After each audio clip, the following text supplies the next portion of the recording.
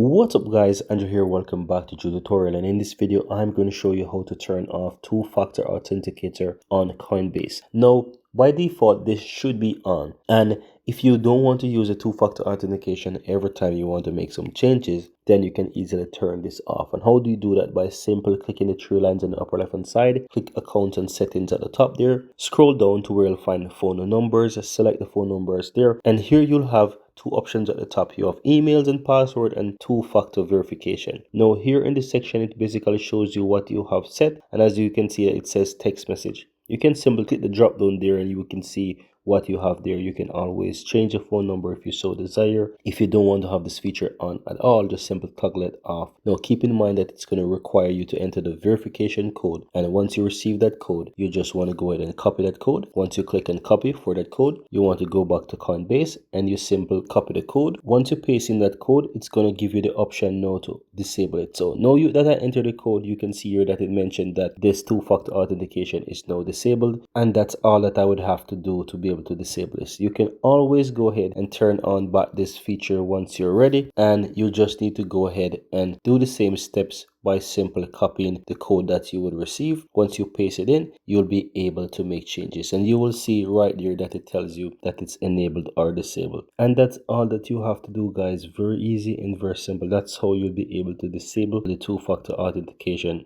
on Coinbase. Very easy steps. I hope you found this valuable, and if you do, give this video a like. Let me know in the comments below if you have any questions guys. Thank you guys for watching, and I'm looking forward to see you in the next video.